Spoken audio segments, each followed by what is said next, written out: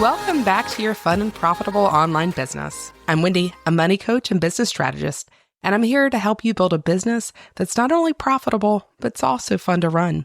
Let's be real. What's the point of success if you don't actually enjoy the process? Today, we're going to talk about something that comes up a lot: how to pivot your business without scrapping everything and starting all over from scratch.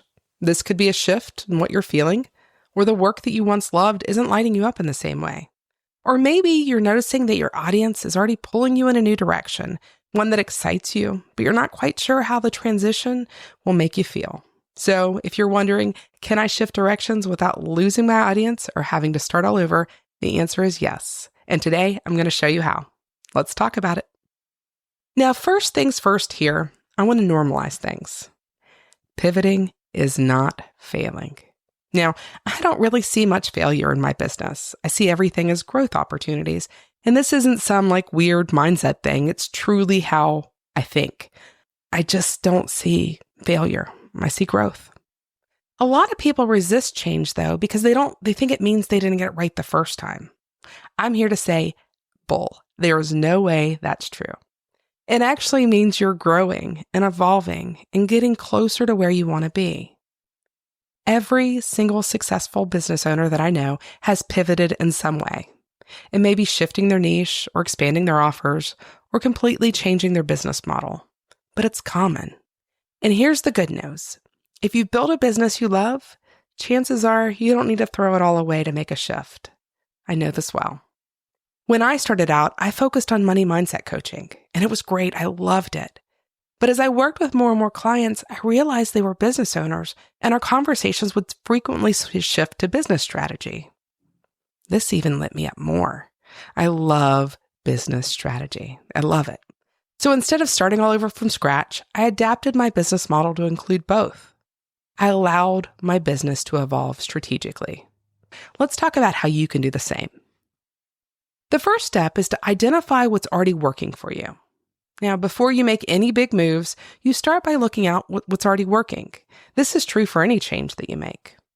You don't need to ditch everything or burn it all down, because chances are there's pieces there that you love that will keep your audience engaged. Here you ask yourself, what parts of my business light me up the most? What do my clients or customers naturally ask me about? And where do I see the most traction and engagement? For me, this was a huge light bulb moment. My clients came to me for money mindset coaching, and I did it really well. That was great. But our conversations just kept going back to business strategy because the two are naturally connected. So instead of just burning it all down, I just kind of shifted the focus. Next, or step 2, we find the common thread. Once you've already identified what's working, you look for the common thread that ties the past work to your future direction. The biggest mistake people here make is they assume they have to start all over. You don't. There's frequently a connection, even between two things that seem opposite of each other. I didn't abandon my money mindset. I still have money mindset clients.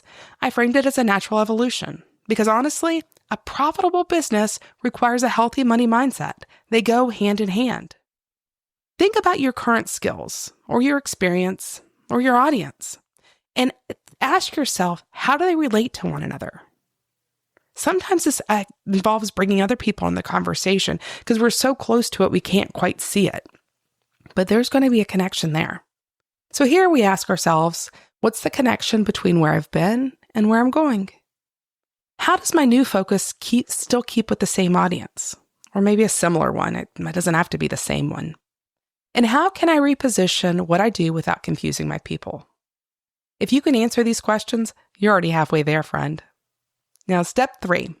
This is where you communicate the shift. You feel solid with where you are. You've done the groundwork. You've done the thought work. Now you're starting to communicate it. Here's where you start to tell people where you're heading. The key here is not to make a hard transition. We don't do I'm stopping on this day and I'm starting on this day. We just kind of let it flow into one another. Here's how you do that strategically. You start talking about your new direction, like little breadcrumbs. You don't all make a full announcement. And then whenever you feel good about that, you share the journey. You tell people about it. And then finally, if you have a possibility, you create a bridge offer, like something that blends one side with the other. For example, my natural connection is a $9 offer that I have, and it's called Fun and Profitable Pricing. And so it talks about money mindset, and then it also connects to business ownership. If you want to find out more about that, you can find that link in the show notes at wendymuzzy.com/4. You'll also notice all of the podcast, that's wendymuzzy.com/the episode number, and frequently I'll still say them to help you out. All right, now let's talk about step 4. This is where you give yourself permission to evolve. Here's the real talk. Your business will continue to evolve, and that's a good thing. Sometimes we get so stuck in what we should do and what we have to do that we ignore what we want to do. But here's the thing. Your best work happens when you're excited about what you're building. Pivoting doesn't mean abandoning everything you've built. It means refining it, evolving it, and making sure it still aligns with you. So if you've been feeling the itch to shift, this is your permission slip. You don't have to start over. You just have to adjust. All right, let's talk about your next best action step if you're considering a shift in your business. This one's going to involve some journaling. I'm going to say set aside 10 minutes today, if you can, in answering these 3 questions. What parts of my business do I love the most? What are my clients already asking me for? And what small shift could I make today to start moving in the new direction? Start there, and remember, you don't have to have all the answers to take the first step. All right, let's wrap this up. If you're thinking about a pivot, here's your roadmap. Number 1, identify what's already working. Do not burn everything down. Number 2, grab the common thread that ties your past work to your new direction. Number 3, communicate the shift by bringing your audience along for the journey. Let them know what you're up to. And number 4, give yourself permission to evolve. Your business should, and I'm going to say must, grow with you. Otherwise, it's not going to be that fun, profitable business that you want. All right. If this episode hit home for you, come tell me about it. Find me on LinkedIn and let me know what you're thinking. I'd love to hear from you. And until next time, go have fun building or pivoting your fun and profitable online business.